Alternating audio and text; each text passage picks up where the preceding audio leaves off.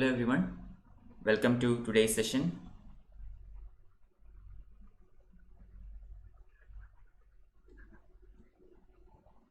Okay, so good evening. We are continuing with our current affairs MCQ session for the month.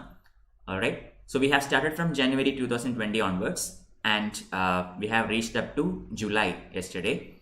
Today we are going to look at the current affairs of August 2020 through about 40 MCQs. Okay, 40 MCQs on the month August 2020. Alright, so we will continue this up till we reach December 2020. Okay, so in the next few days we will be covering the entire current affairs of 2020. Alright, so without any further ado, let's begin the session.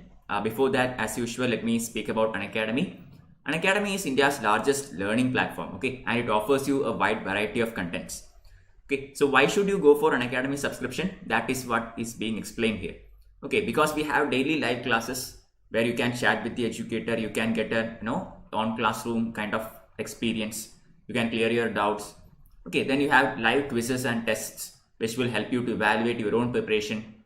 Okay, make you better accustomed to the test case scenario. Then you have structured courses which will be covering the entire syllabus for that particular examination, and unlimited access to all our materials, which means you can watch these sessions again and again for free once you get a subscription.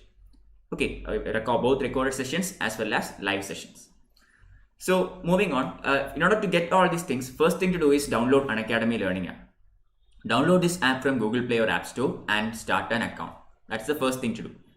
Alright, so I am Madhav Sankar R Warrier, and please follow me on my Telegram channel t.me/msrw1 and my Unacademy channel unacademy.com/@msrw, so that whenever I schedule a class, you will get the notification. Okay, I will put up my PDFs, class notes, etc. in this Telegram channel. So please do subscribe to this one. Alright, so Unacademy brings you all the top educators from all over the country. Most of these faces are very familiar to you. Sudarshan sir teaches geography, Manal sir has economics. Okay, I think all these people already. So no further introductions there.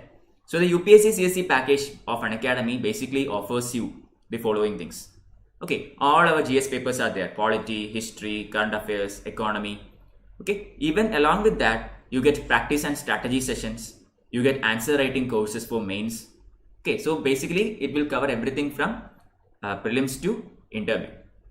Okay, so these are the two kinds of subscriptions available at Unacademy. One is known as Plus subscription, other is known as the Iconic subscription. So in the Plus package, you will be getting everything that I have so far mentioned. Okay, so this is given to you in varying time formats. So a typical 1-year format, okay, or 12-month format will cost you 49,500, and a 2-year format of 24 months will cost you 72,000 rupees. But if you use the educator code MSRW1, you can get 10% discount and can pay the corresponding fees. Okay, also for any subscription that is greater than or equal to 6 months in time period, you can actually pay the fees using equated monthly installments or no-cost EMI.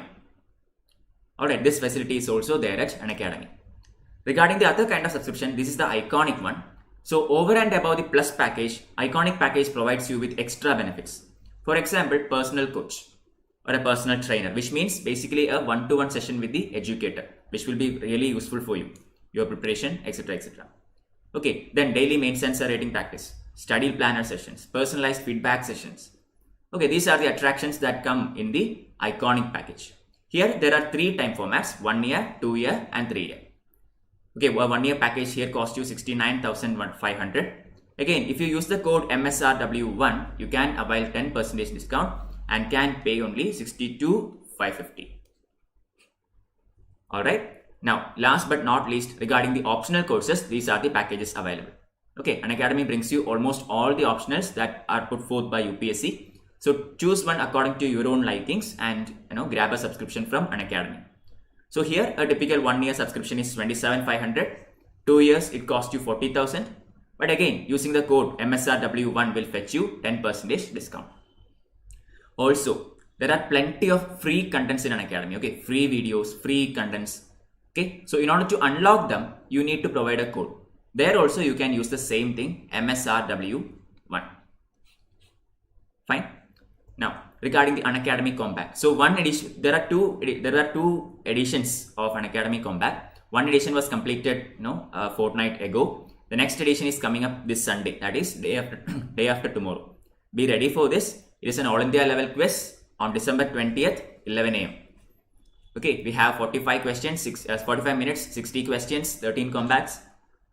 Alright, so the top 3 rankers will get 3 months of Unacademy subscription for free or an equivalent Amazon gift card.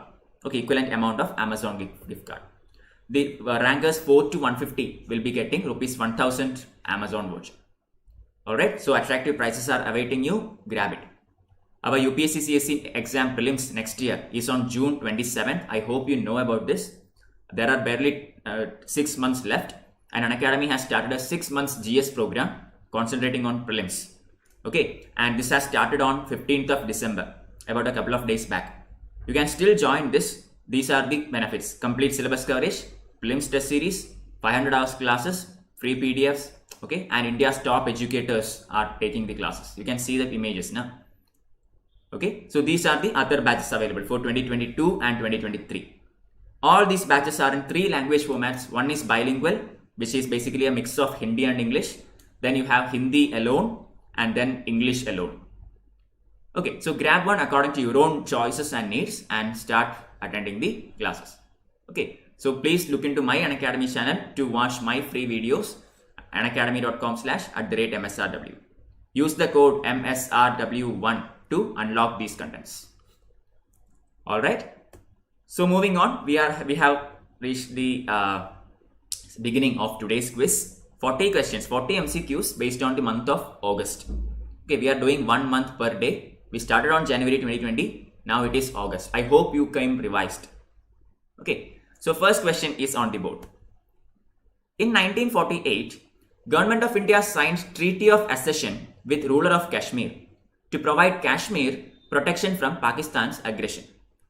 Thereby, Article 370 was inserted in which part of Constitution? Okay, that is the question. Article 370 was inserted into which part of the Constitution? Option A, Part 17. Option B, Part 20. Option C, Part 19. Option D, Part 21. Hello Nandu, welcome. Okay, Nandu already gave me the answer. Very good Nandu, correct answer indeed. It is Part 21. Okay, so 21st part deals with the special transitional and special provisions that are added into the Constitution. That is of the nature of transitional and special status to certain states. So Article 370, which grants special status to the state of Jammu and Kashmir, also comes under this. Part 21. Okay. Second question. Consider the following statements about Article 370. 1.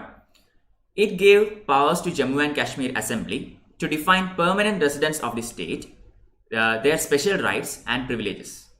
2. As per the article, the centre needed the state government's concurrence to apply laws except in defense, foreign affairs, finance and communications. Select the correct answer. Okay, second question. So I hope you know about Article 370, which was abrogated a couple of years back. The last year. Okay, and what happened afterwards, the cases that went to the Supreme Court. Very important. So I hope you all are familiar with this. Harshita, welcome. Harshita is saying it is B. Nandu is saying it is C. Very good, Harshita. It is B only. Can you tell me why is first statement wrong? Second is correct. Okay. So as per this article, as per Article 370, the centre needed the state government's concurrence to apply laws on the state of Jammu and Kashmir, except on defense, foreign affairs, finance and communications. This was the case until the abrogation that happened previously. First is wrong, because along with Article 370, another article was also abrogated. Which one is it? That is Article 39A. Okay, it is according to Article 39A that gave the powers to Jammu and Kashmir Assembly to define permanent residents of the state, their special rights and privileges. Okay, so both of these were taken out. Clear? Question number 3. Consider the following statements about contempt of court.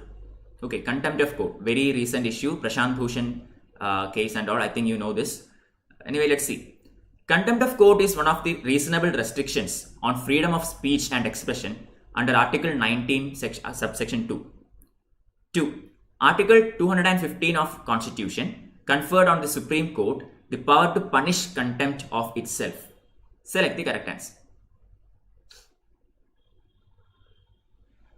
Okay, I think you know contempt of court, right? I mean, it has been in the news plenty of times. We had the Justice Karnan case last year, I mean a couple of years back, and then we have Prashant Bhushan case very recently. Okay.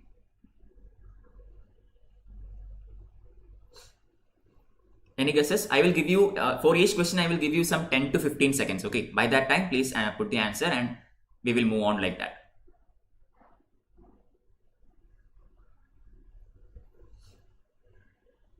Alright, so third question, I think that's time enough. Correct answer is option A, 1 only. So, contempt of court is one of the reasonable restrictions of freedom of speech under Article 19, subsection 2. This is correct. Okay, Article 19, which grants freedom of speech and expression, has certain limitations, okay, certain exemptions. Okay, for example, inciting religious violence, okay, and certain such other things. So this one also comes under that, contempt of court. Second statement is wrong. Article 215 of the Constitution conferred on the Supreme Court the power to punish contempt of itself. No, 215 of the Constitution conferred on the High Court. Okay, so it is the Article 129 that grants the same power to Supreme Court. Okay, so Supreme Court can punish contempt of itself using the Article 129, while the same power is given to the High Court using the Article 215. Alright, so both these courts has the power to punish contempt of itself. Clear? Question 4. Again a question on contempt of court. The expression contempt of court is not defined in the Constitution. 2. Willful disobedience of an order of any court amounts to criminal contempt. Select the correct statements using the codes given below. Question number 4. See if you can answer this. I will wait for 15 seconds. Nandu is saying it is A. Alright. Anybody else want to try? Contempt of court. Harshita also saying it is A. Those who wish to participate in this quiz, you can put the answers in the YouTube live chat, okay? I will look into it. Right or wrong, doesn't matter. Try to participate. So correct answer here is actually option A. Very good. Both of you, very good. So the expression of contempt of court is not defined in the Constitution. Correct. Okay, although the Constitution provides certain safeguards like contempt of court for SC and HC, still what is contempt of court is not defined in Constitution. It is defined in the Contempt of Court Act. Okay, so that is, there is an act named as the Contempt of Court Act, and the what amounts to contempt is defined there. Second statement is wrong. Willful disobedience of any court order does not amount to criminal contempt, it amounts to civil contempt. Okay, there are two kinds of contempt. One is civil, other is criminal. This one, willful disobedience of any court order, is basically civil contempt. Criminal contempt is contempt when you explicitly try to scandal the court. Okay, for example, say you print something or publish something that is very much scandalizing the judiciary of India. These kinds of behavior will amount to the criminal contempt. Okay, so that is why statement 2 is wrong. Answer is option A. Question 5. Justice G. Rohini Commission deals with which of the following sectors? Okay, Justice G. Rohini Commission. Option A, tribal welfare. Option B, coal block auction. Spelling mistake here, 1 second. Coal block auctions. C, other backward classes. D, river linking. Divya has joined. Manoj, welcome. Kishan, welcome. Yeah, Contempt of Court Act of 1971. Exactly, Kishan. Thank you. 5. Nandu is saying it is C. Anybody else? Justice Rohini Commission.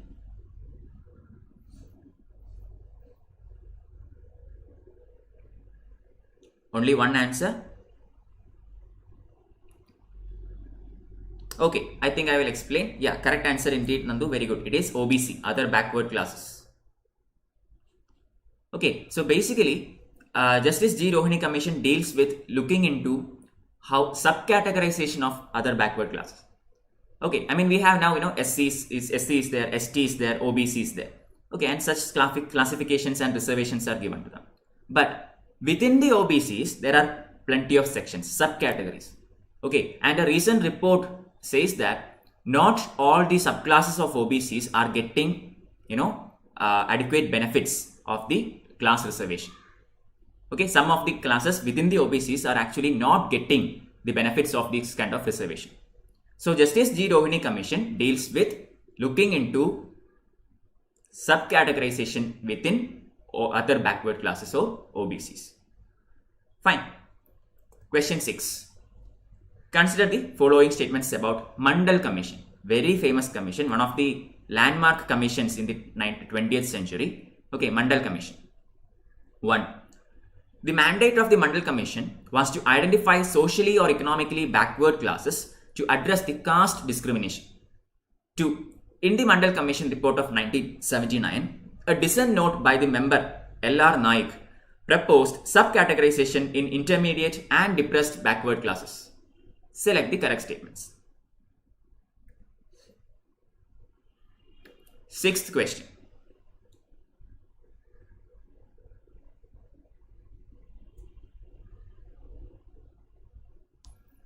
Okay, regarding Mandal Commission, 1979. Nandu is thinking it is A. Kishan is saying it is C. Anyone else want to try?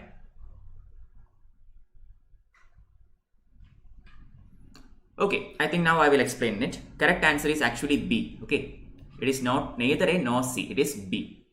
I will tell you why. Second statement is correct. Okay, in the Mandal Commission report of 1979, there was a dissent note also. Okay, so just like the Supreme Court judgments, if there is no unanimous judgment, some of the judges can actually write a dissent note. That is also possible in commissions. So in Mandal Commission, one of the members, L.R. Naik, actually wrote a dissent note proposing subcategorization in intermediate and depressed classes. Okay, that was not there in the original Mandal Commission report. Clear? So that is true. First statement is wrong. The mandate of Mandal Commission was to identify socially or educationally, not economically, educationally backward classes to address caste discrimination. Okay, the economics factor comes in the EWS. That is that came in very recently. Okay, till now, all the reservations in India were based on social and educational backwardness, not economic backwardness. Understood? So, correct answer is option B. Question 7. Consider the following statements about National Commission for Backward Classes or NCBC. 1. The 123rd Constitutional Amendment Bill or the 102nd Constitutional Amendment Act aims to provide constitutional status to NCBC. 2. NCBC will comprise of 5 members appointed by the President.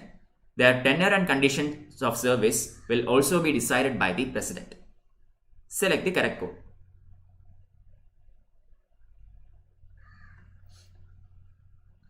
Seventh question. I will give you 15 seconds to answer this. I have this quiz every day at 4 p.m. to 5:30 p.m. Okay, every day apart from Saturday and Sunday. So tomorrow there is no class. Day after tomorrow also not there. We will meet back on Monday. Okay. The class details, PDFs, notes, etc. will be uploaded in my Telegram channel, which is given here. t.me/msrw1. Okay. Okay, so Manoj is saying it is C. Anyone else? So far nothing. So I will move on. Correct answer, Manoj. Very good. It is C only. So the 123rd Constitutional Amendment Bill, which is the 102nd Constitutional Amendment Act.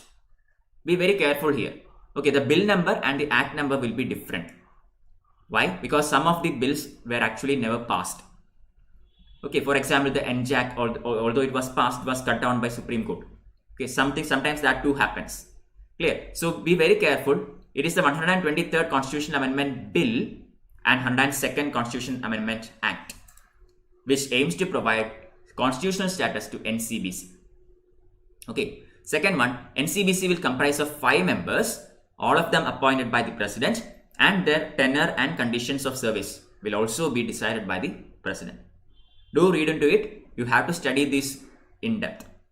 Okay, this is the first time such a national commission is given a constitutional status. Until now, we had a constitutional status for minorities, scheduled caste, scheduled tribes, etc., etc. Okay, this one was not separately given a constitutional status until very recently. Okay, question 8. Consider the following statements. 1. Every foreigner who desires to enter and stay in a protected or restricted area is required to obtain a special permit called Protected Area Permit. 2.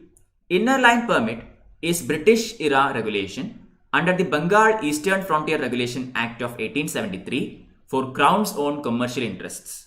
Select the correct answer. Those who are giving me the answers, please put the question number also so that I can understand which question you are answering. Okay.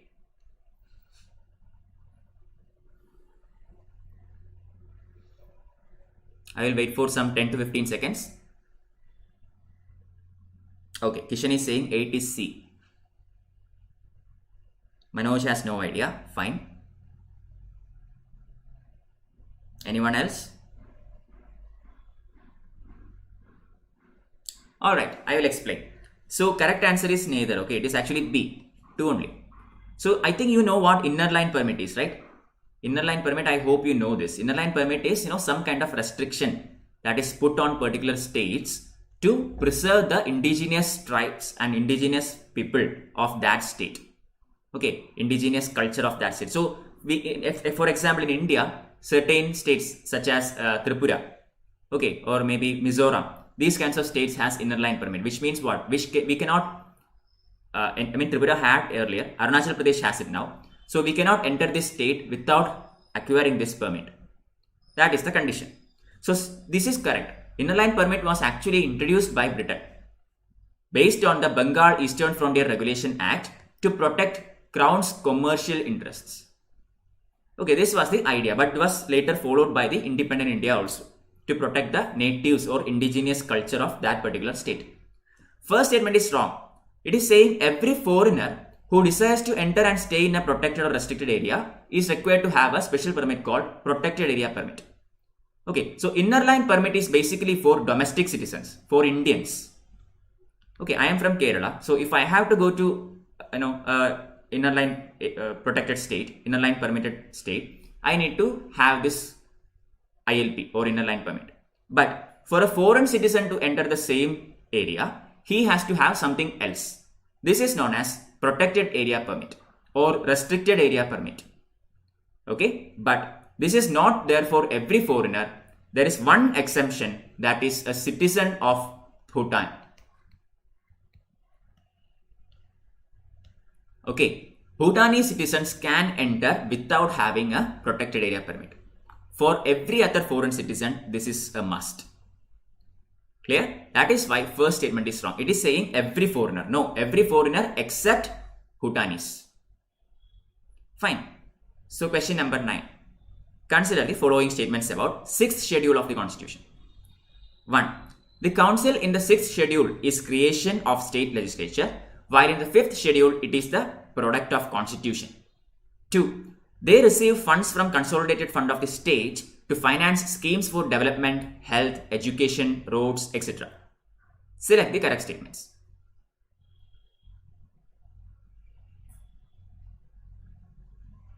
Okay, Kishan, but I think now I hope it's clear. Okay.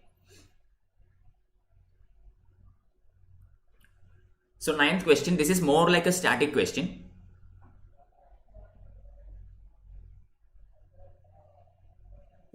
Any idea?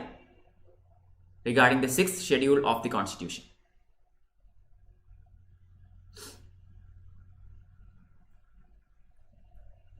Our Constitution has 12 schedules, okay, 1 to 12. Please make sure you know what is there in all these schedules, at least the contents, okay, roughly is very much important. So correct answer is option D, none of the above. Okay, so 6th schedule of the Constitution, that is the question. Alright, so basically you have to interchange this. The council in the 5th schedule is a creation of state legislature, while that of 6th schedule is the product of Constitution. And they receive funds from the Consolidated Fund of India. Okay, so those states which comes under the 6th schedule will have funds given by the Consolidated Fund of India, not of that particular state. Okay, and it is also given the status by Constitution and not by the state government. That is the difference here. There are 4 states which comes under the schedule 5. Do you know it? AMMT, that is the short form of this, AMMT, which is, A stands for, any idea, anyone? AMMT, this is the mnemonic for the states that come under 5th schedule. What is it? A stands for Assam, is it? Exactly, Nandu, very good. Assam, T for Tripura, M for Mizoram, and one more M is there, that is for, exactly, Meghalaya. Don't forget this, it is Meghalaya, not Manipur. Okay, I have seen many people committing errors there. Manipur is not there, it is Meghalaya. Okay, so moving on to 10th question.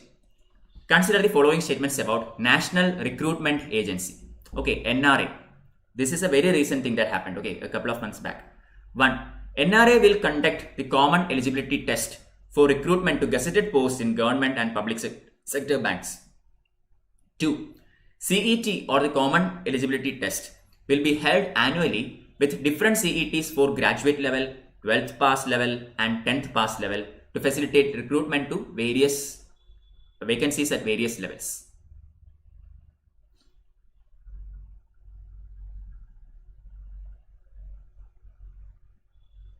Please explain question number 8. Okay, I will come to it. Okay, Manoj. Please answer the question number 10. Let me check what is question number 8. Bhutan. Yeah, ILP and Bhutan. Okay, fine. So basically, there are certain states in India which has something known as inner line permit. Okay, inner line permit is basically a restriction. Okay, which basically means that if a person outside that state, from outside that state has to enter that state, you have to get an inner line permit from the state government, concerned state government. That is the criteria. Okay, an inner line permit is given for domestic citizens, for example, Indians. Okay, for example, if you want to enter the state of Arunachal Pradesh, you have to get this permit and then you can enter because you are an Indian citizen. Okay, but if you are a foreign citizen, then you have to get something else. It is known as protected area permit. Okay, there it is not known as ILP, it is known as protected area permit or PAP. Clear? But PAP is not required for Bhutanese citizens. For every other foreign citizen, you need a PAP to enter the restricted area. Okay, for Bhutanese citizens, it is not necessary. Alright, 10th question, 10A, D. Kritika Suresh, welcome. Correct answer to 10th question is D, none of the above. National Recruitment Agency will conduct common eligibility test for recruitment to non-gazetted posts. Okay, non-gazetted posts in the government and public sector banks. 2. CET will be held once in 6 months. Okay, once in 6 months. And there will be separate tests for graduate level, 12th level and 10th pass level. Okay, which are the agencies that recruits right now? You might have heard about this now, SSC. Have you heard about SSC? Staff Selection Commission. You might have heard about IBPS, which recruits for bank exams. Correct. So all these agencies, the tests that are conducted by these agencies will be given to NRA, National Recruitment Agency, all the non-gazetted posts. Okay, and every year the same exam will be conducted twice. That is once in 6 months. Okay, so correct answer is option D. 11. Consider the following statements about air bubble agreements. Okay, again, very recently in the news, air bubble agreements. 1. They are temporary arrangements between two countries aimed at restarting commercial passenger services as a result of COVID-19 pandemic. 2. They are reciprocal in nature, meaning airlines from both countries enjoy similar benefits. Select the correct answer.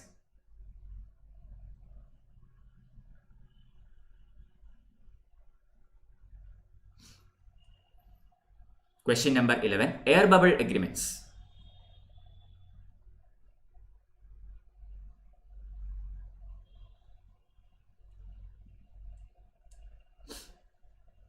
Let's see if anyone can get the answer to this.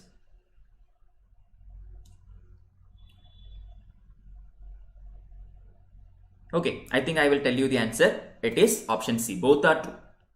Okay, this was in the news during the COVID-19 pandemic. I mean, all the airlines were shut down. Okay, all the inter-country travels were shut down. Okay, so government, after a while tried to restart all this, and this air bubble agreement is a part of that. Basically, these are temporary agreements during the COVID-19 pandemic era between two countries trying to restart the commercial passenger air services. Okay, and this is reciprocal also, which means if India has this agreement with, say, UAE on certain conditions, UAE also will have the same on the same conditions with India. Okay, so Indian passengers can travel to UAE under the same conditions which UAE passengers can travel from UAE to India. Understood? These agreements are known as air bubble agreements. All the protecting gears of COVID-19 are all kept for each passenger. There is spacing between two seats. All these all these COVID protocols are all followed in these air bubbles. Okay. Question number 12. Which of the following countries recently signed a US brokered agreement that has came to be known as the Abraham Accord, that aims at establishing formal relations between the two countries? Okay, option A, Israel and Palestine. Option B, Israel and Lebanon. Option C, Jordan and Lebanon. Option D, UAE and Israel.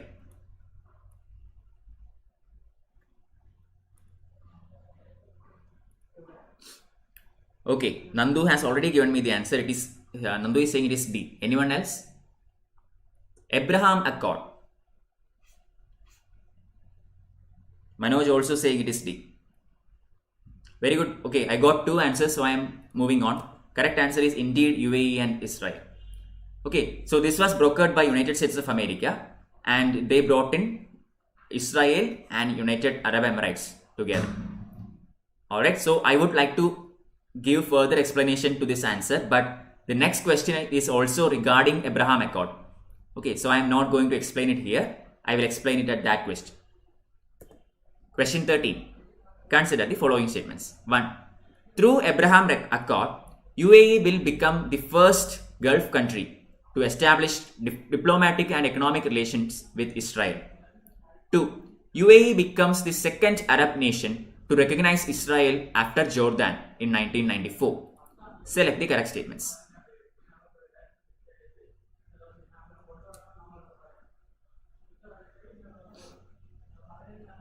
Question number 13. I request all of you to make sure that you are in the live, okay, and you are not lagging behind or anything. Okay, Nandu and Manoj very quickly giving me the answer D once again. Harshita is saying it is C. Okay, I think I will tell you the answer.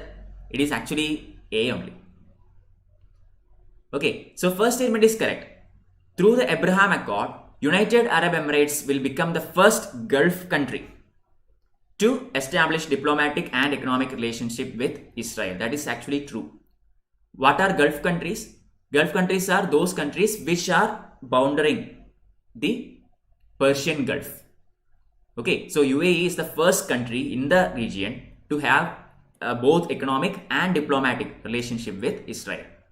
Second one is wrong. UAE becomes the second Arab nation to recognize Israel after Jordan. No, UAE is actually the third Arab nation to do this.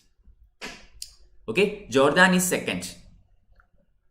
In 1979, Egypt was the first country to recognize Israel. Okay, Egypt is the first Arab country, second is Jordan, and third one is United Arab Emirates. Okay, correct answer is option A. Question 14. Consider the following statements about West Bank. Okay, another very common term that we see in the news in the Western Asian region. Okay. 1. It is located on the west bank of the Jordan River. 2. Since the Six-Day War in 1967, West Bank has been occupied by Israel. Select the correct answer. 14th question. I will give you 10 to 15 seconds.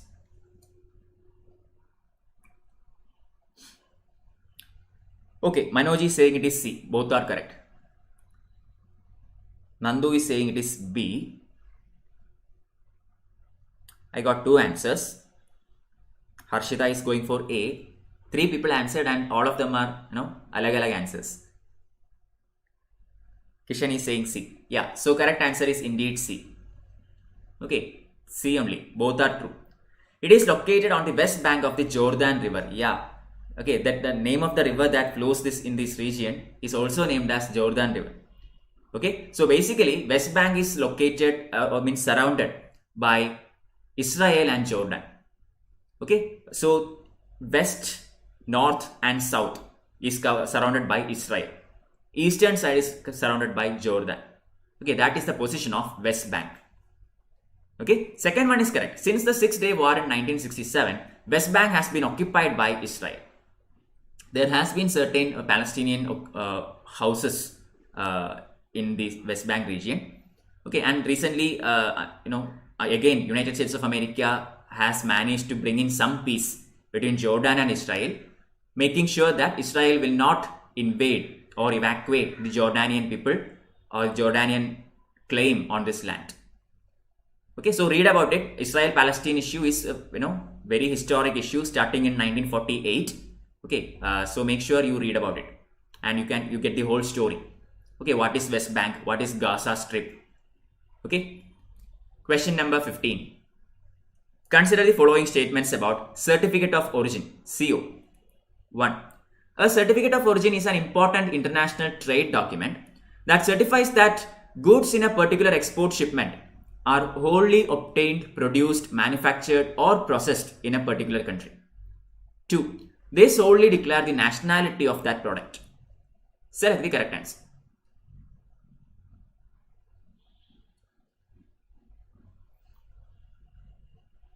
Jordan River is located in the border between Israel and Jordan. Yeah, correct. That is why I said Israel covers the West Bank from north, west and south, and Jordan gives the eastern boundary. The river flows in between. Okay, Nandu is saying it is C. 15th question. Satya Pandey has joined. Satya is also saying it is C. Any others want to try?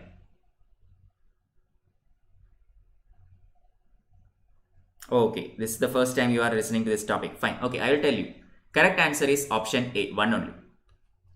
Okay, so what is this Certificate of Origin and why is it in the news? Very recently, there has been certain issues between India and China. Correct. So after this standoff that happened and some mishaps that happened earlier, Indian government decided to, reduce certain imports from China. We also banned a lot of apps.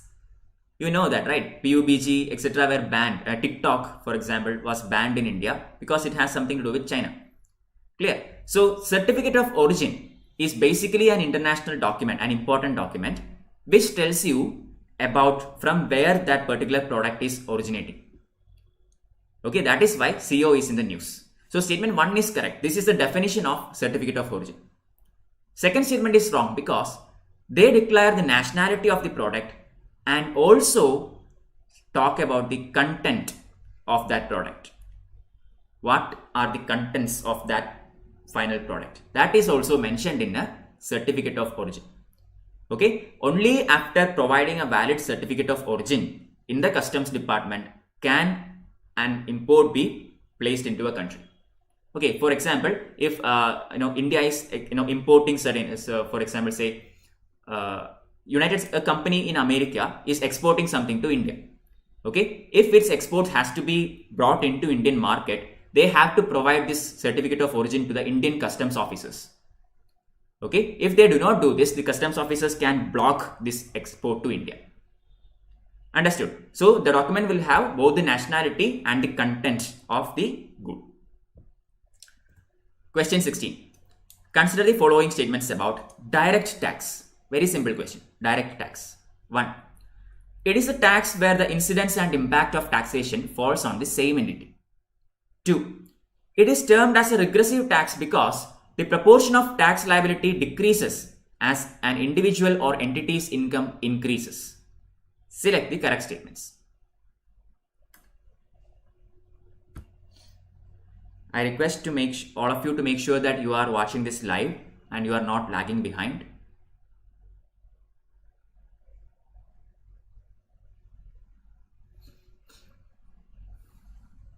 Sixteenth question regarding direct tax, more like a theory question from economics. So any idea? Okay, Manoj is saying it is C. Kishan saying it is A. Anybody else? Others, please do participate, okay? If you know the answer, please put it. So I will explain. 16th question, correct answer is option A. Okay. Yeah, Kritika Suresh, very good. It is A. Satya Pandey also correct, A. So basically, it is a tax where the incidence and the impact of tax falls on the same entity. Correct, right?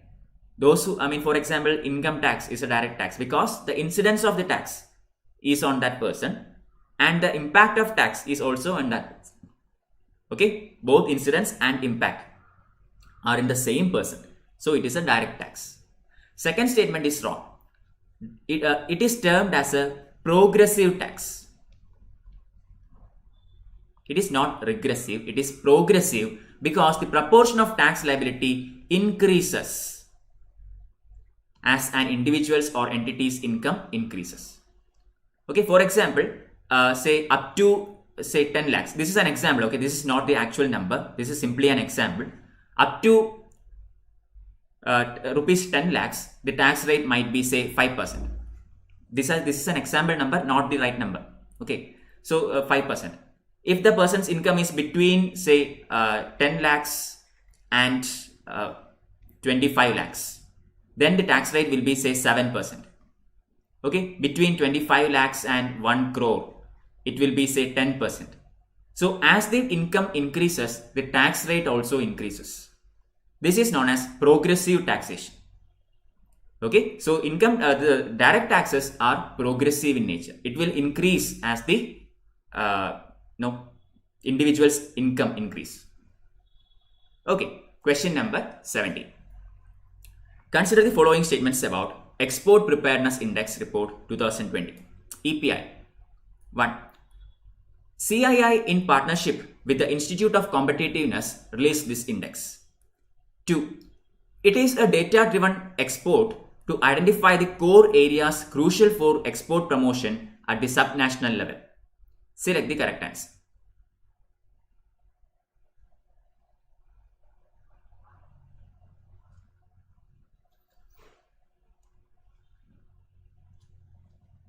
Question number 17. Export Preparedness Index, EPI.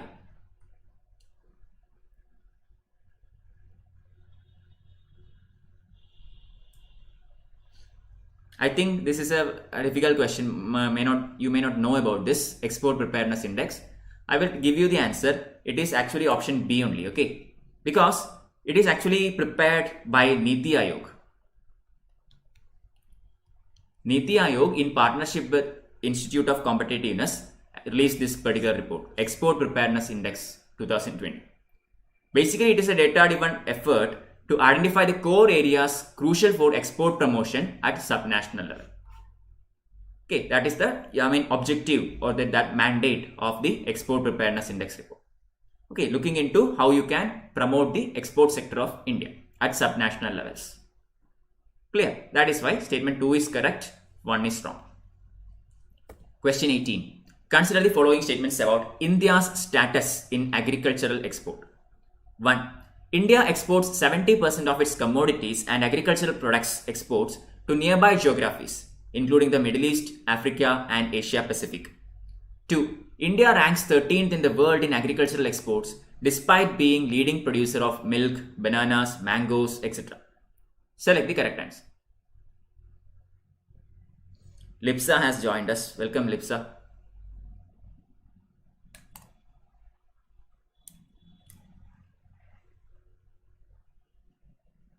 Okay. Is there some issues with the stream?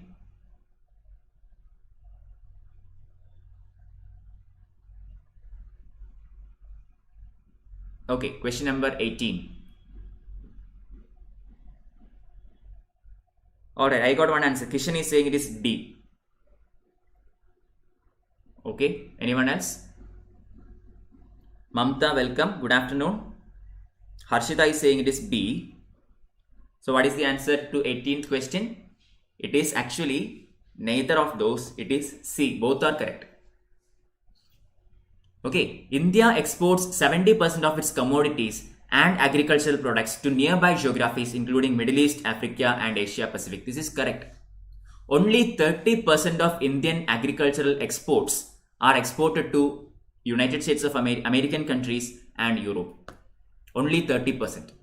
Most of it, that 70% of its exports are to Middle Eastern countries, Asia Pacific region, and Africa. Second statement is also correct. Although India is the leading producer in milk, bananas, mangoes, etc., as far as agricultural exports are concerned, India is ranked 13th in the world. Okay, this is a paradox. Why? Why is India ranked 13th? India is producing milk, bananas, mangoes, etc. far more than any other country in the world. And yet we are only 13th. Why? Because a lot of this produce is used for domestic consumption. Okay, all this, the lion's crux of this production is consumed by the Indians itself, within India. So there is only a few amount left for exports. Okay, so correct answer is both 1 and 2, option C. Question 19. Consider the following statements about Naval Innovation and Indigenization Organization, NIIO. Maybe a difficult question, but see if you can answer this. 1. The NIIO puts in place dedicated structures for the end users to interact with academia and industry towards fostering innovation and indigenization for self-reliance in defense.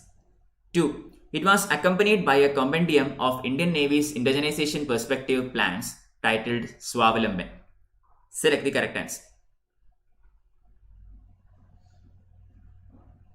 Okay, Lipsa. 19th question is going on. I have this quiz every day at 4 p.m. to 5:30 p.m. 1.5 hour session. Okay, apart from Saturday and Sunday. Apart from Saturday and Sunday, all other days. To get the class notes, PDFs, etc., please follow my Telegram channel t.me/msrw1. Okay. Alright, Kishan is saying it is B.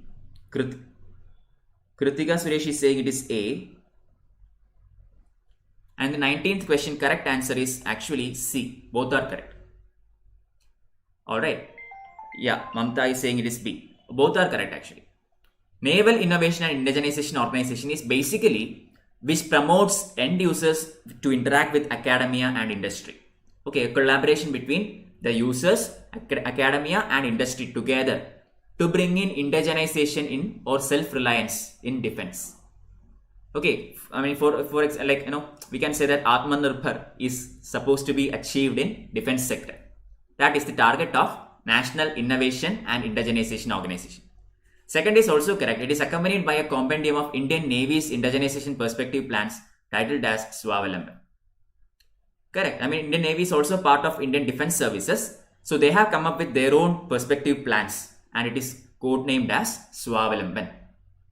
Okay, correct answer is option C. 20th question. Consider the following statement about NAT grid. What is NAT grid? NAT grid stands for National Intelligence Grid. Okay, number 1. NAT grid will assist intelligence and law enforcement agencies in ensuring national and internal security with the ultimate aim to counter terror. 2. NAT grid is an attached office of Ministry of Defense. Select the correct answer. 20th question, you have 15 seconds.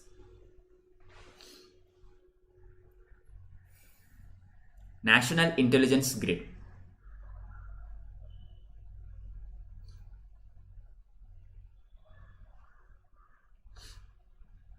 Okay, Satya Pandey is saying it is A.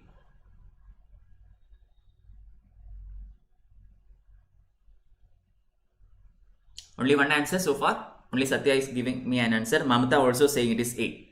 So very good guys. Correct answer. It is A only. So National Intelligence Grid will assist intelligence and law enforcement agencies in ensuring national and internal security with ultimate aim to counter terror. Correct. Basically this is an intelligence grid. I mean the expansion of NAT grid itself is National Intelligence Grid. So statement 1 is pretty much obvious. Statement 2 is wrong. Why? National Grid is an attached office of Ministry of Home Affairs, not Defense. Okay, MHA, Ministry of Home Affairs. That is why 2 is wrong. Correct answer is option A. 21. Before moving on to 21st question, let me just remind you the Unacademy Champions session or the 6 months GS batch has started on December 15th. We have complete GS syllabus coverage. We have prelims test series, 500 hours plus classes, etc. etc. Classes are taken by top educators like Mrinal sir, Siddharth sir, etc. etc. So make sure you look into this. Our civil service exam prelims next year is on June 27th. We have about 6 months remaining. Okay, so these batches are focused on prelims next year. The classes are available in bilingual format, Hindi format and English format. Okay, batches for 2022 and 2023 are also started on 14th December. Okay, so 21st question. Consider the following statements about flue gas desulfurization or FGD. 1. It is a set of technologies used to remove hydrogen sulfide from exhaust flue gases of fossil fuel power plants. 2. This is accomplished through either a wet or a dry process. Select the correct statements.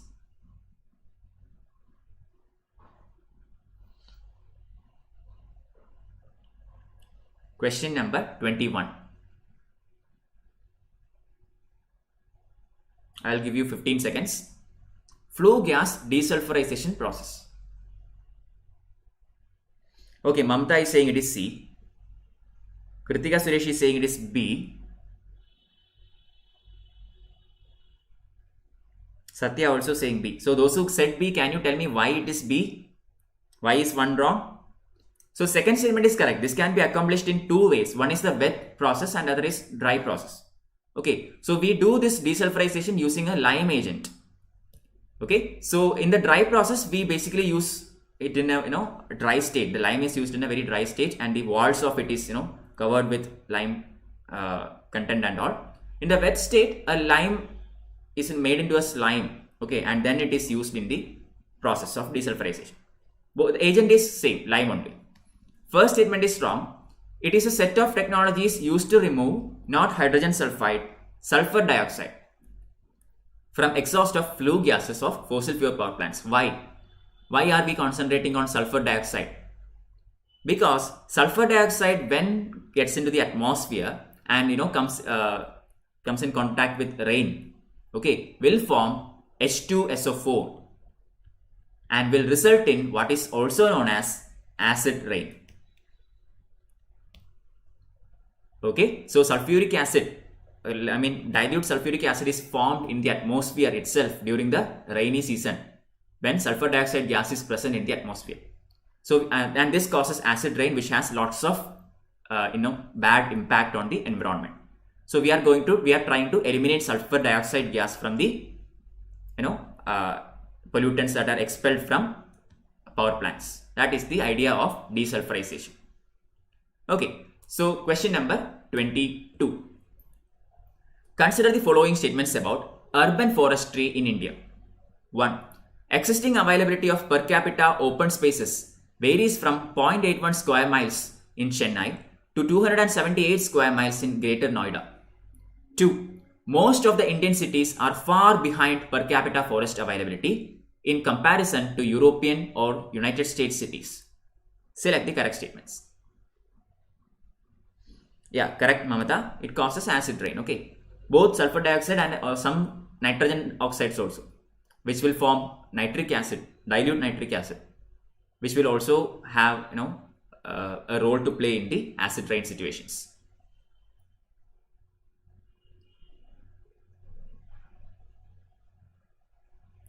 Question number 22. Urban forestry in India. Any idea?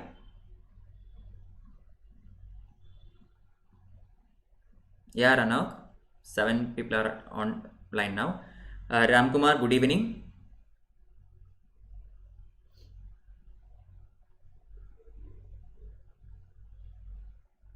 Any idea? Please join me in my 8 p.m. session also, okay? At 8 p.m. I have an Unacademy app session which is based on, today the MCQ is based on medieval India, comprehensive medieval India, 25 questions, 1 hour. Okay, so please do join me there as well at 8 p.m. The link is provided in my Telegram channel, t.me/msrw1. So any idea, anyone, what is the answer for 22nd question? It is option C, both 1 and 2. Okay, I hope the stream, you can still see me. There is some network issue, I think. 1 second, let me just check it. Okay, 1 second.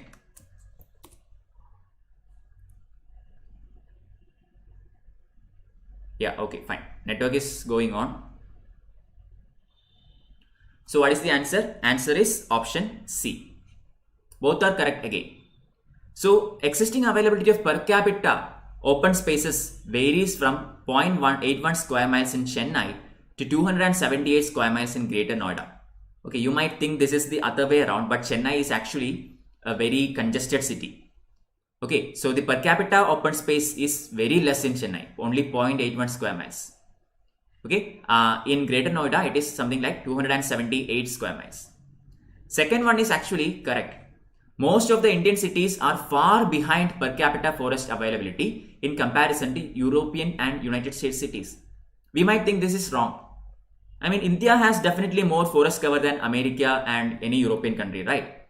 But the problem is, there is a very important term here, per capita, which means per person.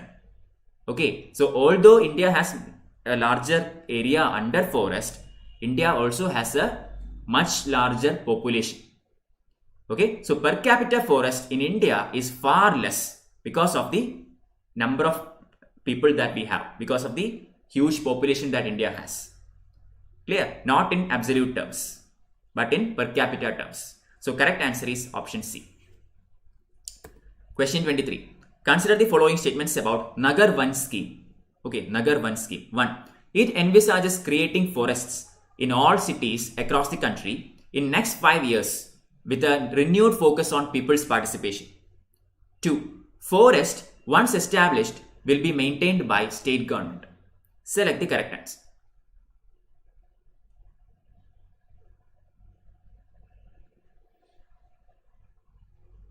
Okay, everything is okay at your end. Okay, fine. I have a feedback in my phone, and there it seemed to be some network issue. Okay, that's what I thought.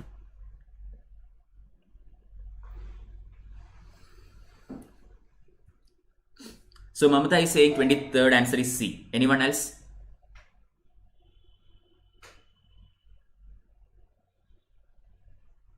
_23rd question, correct answer is B. 2 only. Okay, Kritika also didn't get it right. It is B only. Okay, so forest once established will be maintained by the state government. Correct.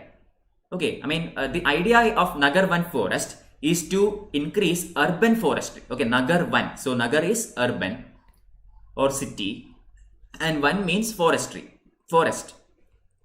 Okay, so we are trying to bring in more and more urban forestry. Problem is, it is not done in all the cities across the country, but only in 200 urban cities that are chosen for this purpose.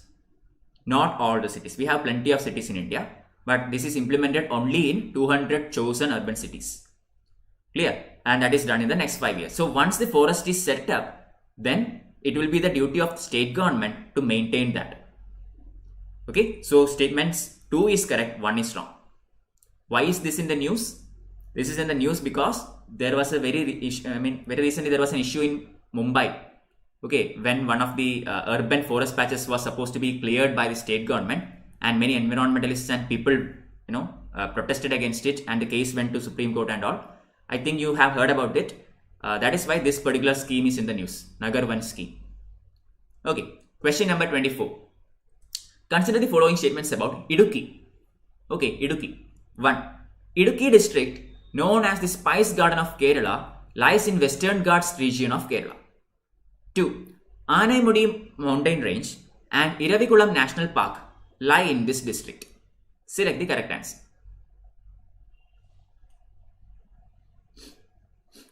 Question number 24. So be very careful whenever a national park or etc. comes in the news. Make sure you know where it is located. Okay, especially if you are reading newspaper, some photographs might come in that newspaper regarding a particular national park or a particular animal, and underneath that, there will not be a news or anything. Okay, there will not be an article associated with it. It will just be a photograph and something will be written underneath it. Make sure that you read it. Okay, make sure that you read it and understand what we are talking about, even if there is no article. So 24, I got many answers, A, C, A, C, A. Okay, so correct answer is C. Both are true. Okay, Idukki is one of the districts in Kerala. Kerala is my home state. I am from Trivandrum. So Idukki is something, in the middle part of Kerala. And it is also known as the Spice Garden of Kerala. Okay, the very famous Munnar hill resort hill area are in Idukki. And it is known as the Spice Garden of Kerala. Obviously in the Western Ghats region. Anamudi mountain range is the highest peak in Western Ghats. Okay, I think that you have studied this in your geography younger classes. Highest peak in Western Ghats is Anamudi. Okay, and that is actually located in Idukki. Iravikulam National Park, the first national park of Kerala, that is also in the district of Idukki.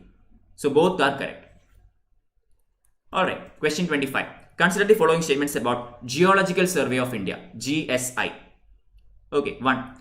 It was set up in 1851 primarily to find coal deposits for railways. 2. Presently, it is an attached office to the Ministry of Earth Sciences. 3. GSI is headquartered in Dehradun. Select the correct statements. Idukki is still far away from my place. Okay, it is like in the middle part of Kerala. I am like southern end. Seema is here. Good evening, Seema. Thanks for joining. Okay, Kishan is saying it is D. Anyone else? Any other answers? 25th question. Geological Survey of India. Okay, Mamta is saying C. Satya is saying C. So, yeah, Lipsa is also saying C. Correct answer is actually A. One only.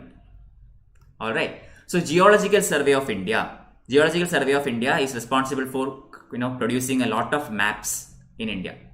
Okay, topo sheets, maps, many of them are actually produced by Geological Survey of India. So this was actually set up by British government in 1851. Why? In order to find coal deposits for the railways. Railways were introduced a couple of years later by Lord Dalhousie.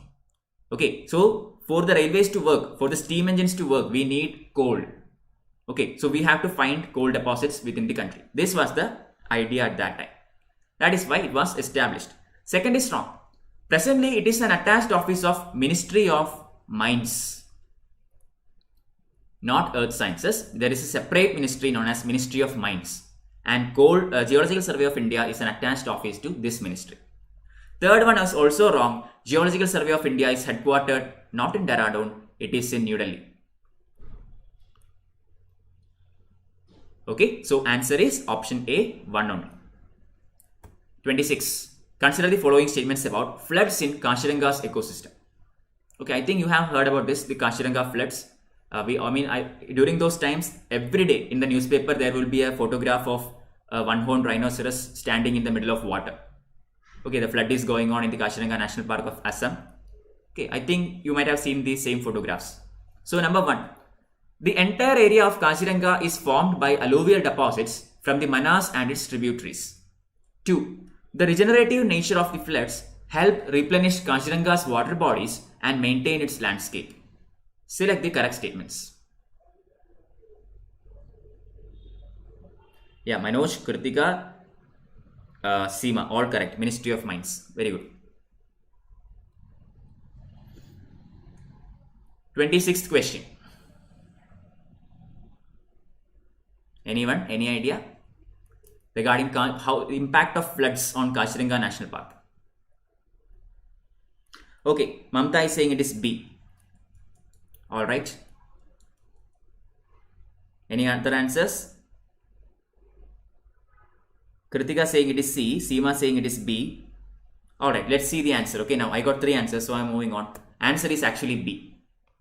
Okay, so basically the regenerative nature of floods help replenish Kashiranga's water bodies and maintain landscape. Correct. Okay, I mean floods has positive impacts and negative impacts. Plenty of negative impacts, but some positives also. For example, they leave alluvial soil. They replenish your water table. These are some of the positive impacts. So statement 2 is correct. 1 is wrong. The entire area of Kashiranga is formed by alluvial deposits, not from Manas. It is not the Manas river. It is the which river? Brahmaputra. Brahmaputra river flows through the Kashiranga ecosystem. Clear? So correct answer is option B. 27. Consider the following statements about flash droughts. Okay, very prevalent in India, especially in the past year. Flash droughts. 1. Flash drought is characterized by rapid onset and intensification caused by high evapotranspiration rates. 2. It can be classified as agricultural droughts due to their direct association with soil moisture and crop stress. Select the correct statements. Yeah, Seema correct. Brahmaputra. 27th question regarding flash droughts. There were plenty of instances in India in the past year of flash droughts.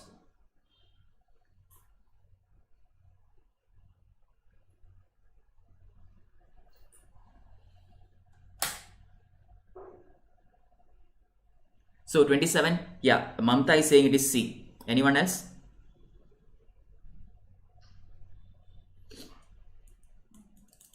Actually correct, okay. Mamta, it is correct. Very good. It is C only. Flash drought is characterized by rapid onset and intensification caused by high evapotranspiration rates. Yes, the soil will lose its capacity to hold moisture, and it, in a very quick manner, very rapidly, the entire moisture in the soil is evaporated. Okay, evapotranspirated. So that is true. Second is also correct. It can be classified as agricultural drought. Why? Because it has direct association with the soil moisture and hence the crop. Correct. I mean, if it does not affect agriculture, then it cannot be classified as an agricultural drought. But since it directly affects the soil and hence directly affects the agriculture, it is also called as agricultural droughts. Both are true. Answer is option A. Option C. 28. Consider the following statements about boreal summer intraseasonal oscillation, BSISO. 1. BSISO is the transfer of heat from Indian Ocean to Southern Ocean roughly every 10 to 50 days during the monsoon season. That is between June and September, southwest monsoon. Okay. Second one, it represents the monsoon's active and break periods. Select the correct statements. 28th question.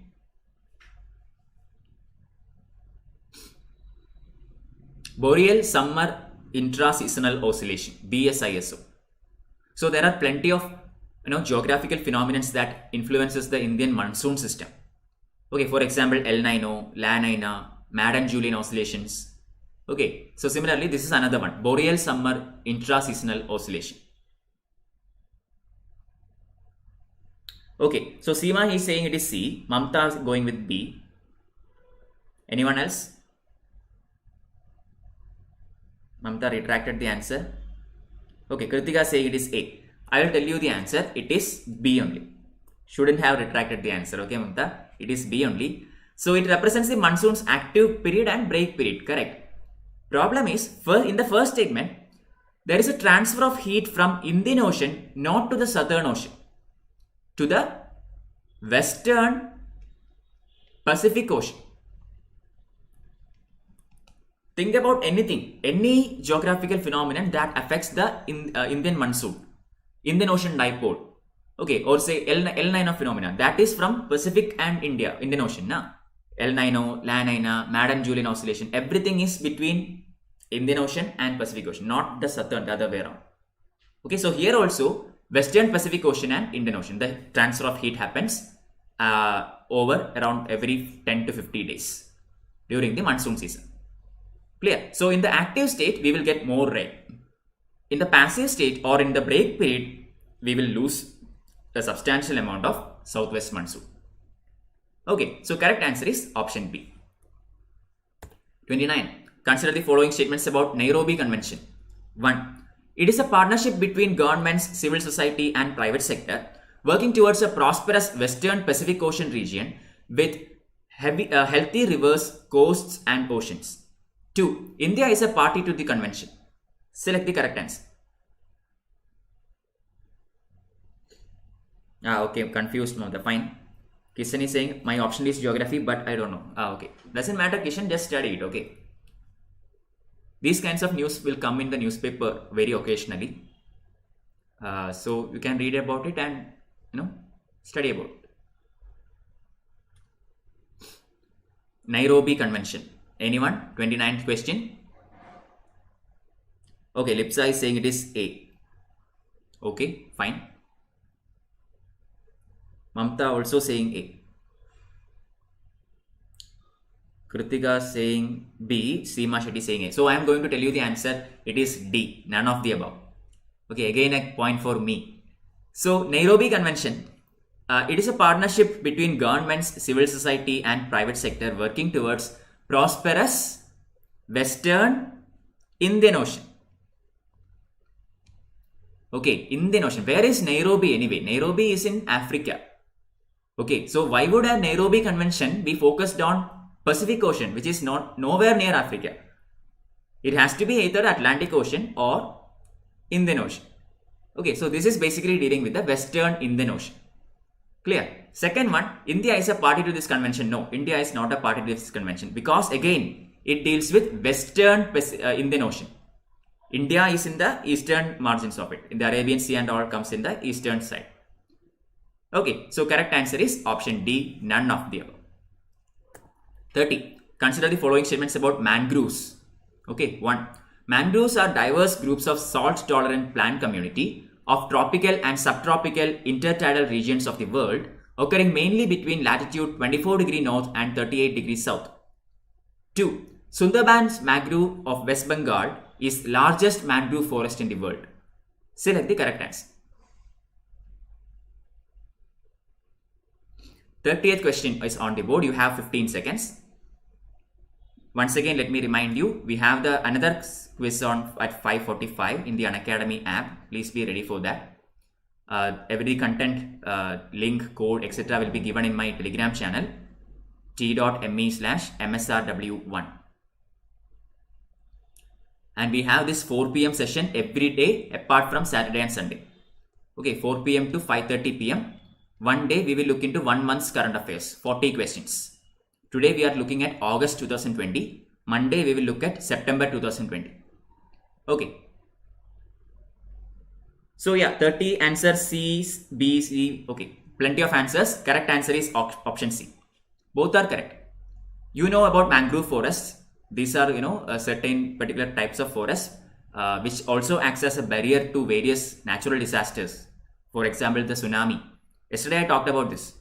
Okay, so these are particularly found in tropical climate and subtropical regions where the latitudes are between 24 degree north and 38 degrees south.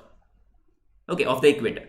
Second one, Sundarbans mangroves of West Bengal is the largest mangroves of the world. Correct. This is a very common question. We all know about this. Answer is C. 31. India's first snow leopard conservation center will be established in the state of dash. Option A, Arunachal Pradesh. Option B, Sikkim. Option C, Jammu and Kashmir. Option D, none of the above.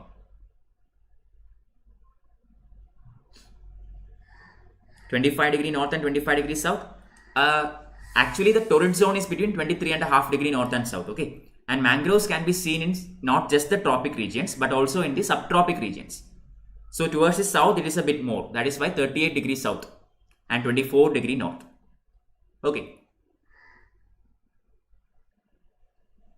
Yeah, okay, everybody is giving me the answer D. So those who gave me the answer D has to tell me the correct answer. It is D only. India's first snow leopard conservation center will be established in the state of what? D is the correct answer. Tell me, what is the name of the state that I should write here? Very good. Uttarakhand.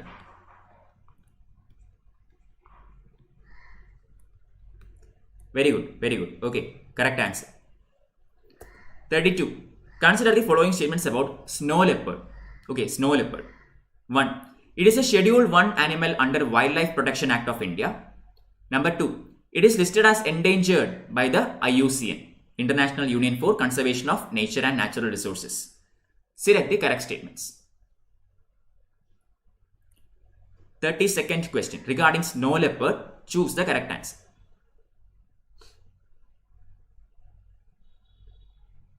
Okay.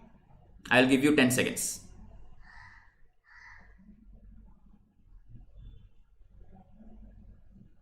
C. Okay, Mamta is saying it is C. Seema also saying C. Kishan saying A. Kritika saying C. So guys, correct answer is actually A only. Okay, 1 only. So it is a Schedule 1 animal under Wildlife Protection Act of India. Wildlife Protection Act was passed in the year 1972, and according to this act, there are various schedules, and Schedule 1 is the most protected animals. Okay, so snow leopard comes under Schedule 1. This is wrong. It is listed as vulnerable,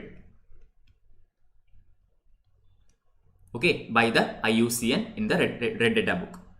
This is why I tell you, when I just make a list about all the Indian animals and plants, that comes under the critically endangered section and endangered section in the IUCN Red List.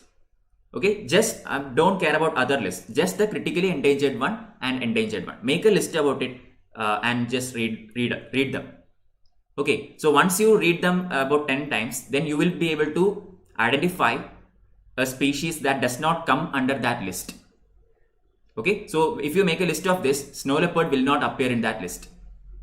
Okay, so it means it is either vulnerable or near threatened or least concerned or something else. Okay, so correct answer here is option A. Question 33. Consider the following statements. 1. Mera Aspatal is a patient feedback system for the services received at the hospital. 2. E-Shushrut is a hospital management information system developed by CDAC.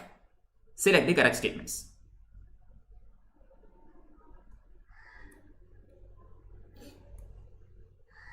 Okay, 2 kinds of medical innovations, Mera Aspatal scheme and E-Shushrut scheme.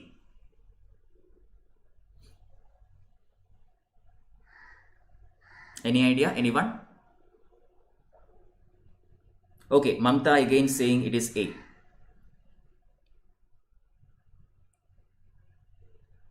Others? A. Kritika also saying A. Seema Shetty going with C. Yes. Correct answer C. Both are true. Okay, so Mera Aspatal and E-Shushrut, all these are innovations in the field of health sector. Okay, so as far as the Mera Aspatal scheme is concerned, it is basically a patient feedback system for the services received at the hospital. So a proper feedback system. So right now we do not have a correct feedback system. Now, I mean, if something happens or if there is a bad comment, either the person will say it through the news or media, or he will complain at the police station or court or something like that. But here, this is a more smooth feedback system. So a completely circular system is in place. Okay. So second one, e-Sushrut is a hospital management information system developed by CDAC. Correct. Okay. An MIS system, management information system. So basically, a person's medical record will be available in this portal, so that whichever hospital he goes, his medical history will be available everywhere. Okay, question 33 done. 34. Consider the following statements about National Council for Transgender Person. 1. It will be headed by Union Minister for Social Justice and Empowerment, ex officio. 2. The highest proportion of transgenders has been identified in the state of Andhra Pradesh. Select the correct answer. Welcome, Ramu. 34th question is on the board. To the new joinees, let me just remind you again, I have this session every day between 4 p.m. and 5:30 p.m. other than Saturday and Sunday. So after today, we will meet again on Monday with the current affairs of September 2020. Okay, I got C. Everybody is saying it is C. Correct answer is actually A, 1 only. Okay, so it will be headed by Union Minister for Social Justice and Empowerment, ex officio. This is true. What does this mean, ex officio? Ex officio means he is actually the head of this particular program because he is in certain other position. That is what is mean by ex officio. Okay, it is because he is the Minister of Social Justice. He also heads this particular title. Understood? That is the meaning of the term ex officio. We also say that for Rajya Sabha chairman. Okay, he is also the ex officio chairman. Why? Because he is the vice president. Whoever is the vice president of India is the chairman of Rajya Sabha. That is what ex officio means. Fine. So second one, the highest proportion of transgenders has been identified in the Andhra Pradesh state. No, it is not Andhra Pradesh. It is Uttar Pradesh. Andhra Pradesh comes in the second position. Okay, maximum number of transgender population is in the Uttar Pradesh state of India. Second comes Andhra Pradesh. Okay, moving on to question 35. The state of Dash has had 2 extra days of casual leave per month for women government employees to take time off for periods since 1992. Okay, so one of these states had actually given 2 extra leaves for women per month to take care of their menstruation period. Okay, since the year 1992. So which is that state? Option A, Kerala. Option B, Karnataka. Option C, Gujarat. Option D, Bihar. Okay, Manish, welcome. Manish is saying it is B, Karnataka. Others, any idea?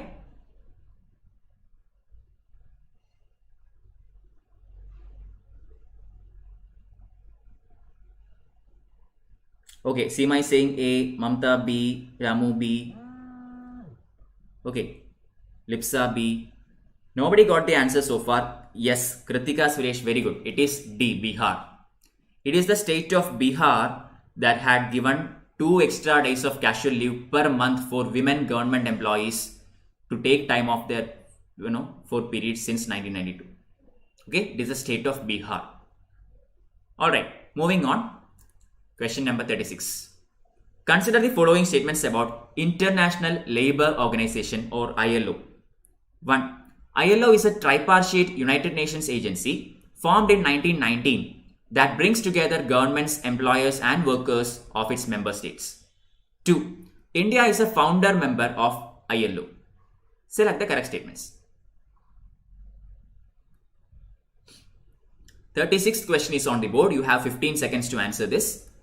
International Labour Organization. Please follow my Telegram channel to get the PDFs of the class notes, etc. etc. Okay, I will upload it here. Tonight 8 p.m. I have another session in my Unacademy platform that is regarding medieval Indian history. Okay, so please do join me there. Also an MCQ session. The link will be posted in my Telegram channel. Okay, I am getting answers now. It is D, C, C, B, C. Plenty of answers. Correct answer is C. Both are true. International Labour Organization has actually been formed in 1990. Okay, even before United Nations came into existence, ILO was there. Why? Because ILO was formed along with League of Nations. After the end of First World War, when the Treaty of Versailles were conducted, the League of Nations was formed. Okay, and ILO came along with that. And this is one of those organizations that continued for a very long time and is still continuing as a part of United Nations that came in 1945. Okay, so correct answer, this is true. India is a founder member of ILO, also correct.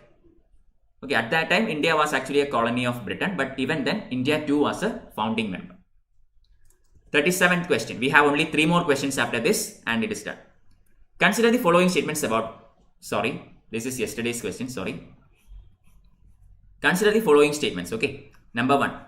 Article 24 prohibits the trafficking in human beings and forced labor. 2. Article 23 prohibits the employment of children below the age of 14 years in factories. Select the correct statements.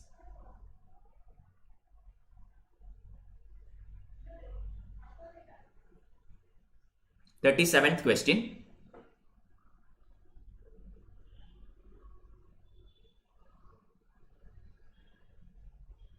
Okay, Mamta is saying it is C.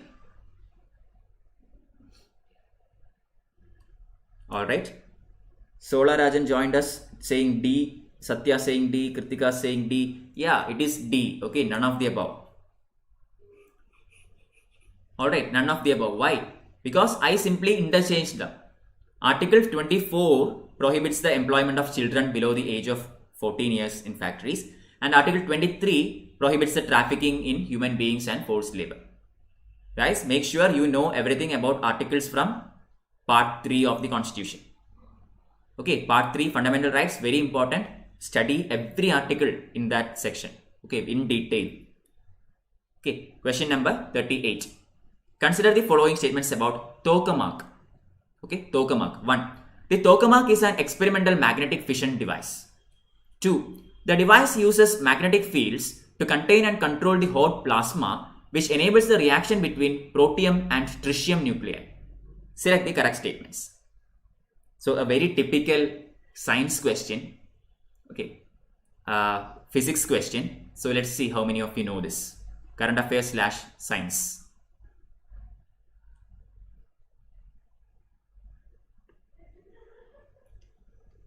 Okay, 38th question. Come on, guys. After this, we have only 2 more questions. So, please stay with me. Yeah, Mamta is saying it is C. Kishan saying there is no E, Kishan. What is it? Ramu saying C, Sola saying C. Correct answer is actually D. None of the above. Kritika has no idea. It is none of the above. So basically this tokamak is a reactor. Okay, it is an experimental design of magnetic fusion. Okay, I mean fission is already perfected. All our nuclear power plants work in the context of nuclear fission. Fusion is something even more difficult to achieve. Okay, we have to have a fission in order to conduct a fusion. Okay, so this is basically a magnetic fusion device, tokamak. Second one, the device uses magnetic fields to contain and control the hot plasma, which enables the reaction between a deuterium and tritium nuclei. So hydrogen has 3 isotopes, protium, deuterium and tritium. So this device actually looks into deuterium and tritium nuclei. Okay, also this is a fusion device, not a fission device. Clear? Last but first question, 39. Consider the following statements about Lingaraja temple, a question from culture. Okay, current affairs / culture. It was built in 11th century AD by King Jajadi Keshari of the Somavanshi dynasty, with later additions by the Solanki dynasty rulers. 2. It is built in the Besara style of architecture. Select the correct answer. Tokamak, yes, artificial sun, correct. It is basically a nuclear fusion device. Okay. Good evening, Sisindal Devi. Welcome. 39th question. Lingaraja temple.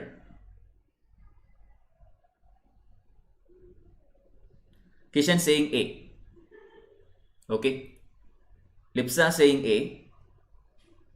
Mamta A. Seema Shetty A. Everybody A. Wow. Correct answer is actually again D. None of the above.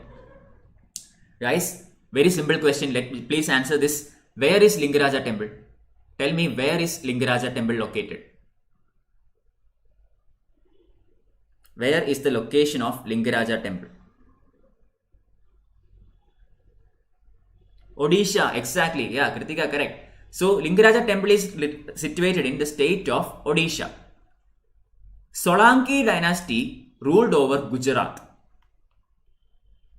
Okay, it is a Chalukyan branch, Solankis. They ruled over Gujarat. So, how can a Gujarat dynasty that ruled over Gujarat contribute to something that is in Odisha? Okay, so it is not the Solanki dynasty. It is actually the Ganga dynasty.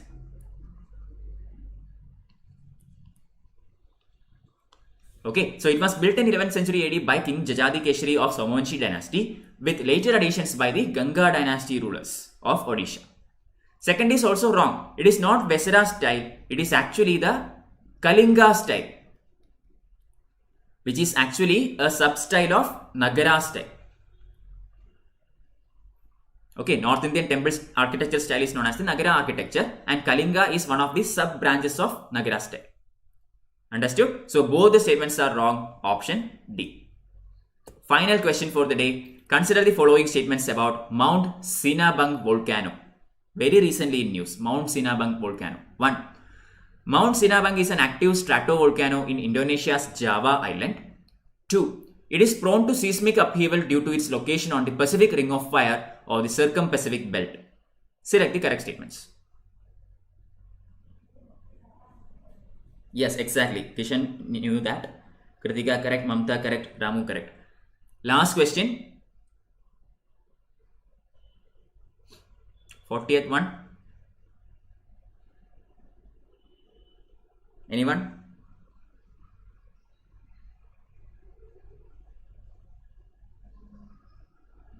Okay, no answers so far. So I think I will tell you correct answer is option B. 2 only. So basically this Mount Sinabung volcano that erupted very recently, it is a stratovolcano on the Indonesia's Sumatra island.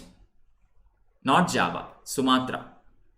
If you remember, Sumatra is also famous for the origination point of tsunami that happened a decade ago.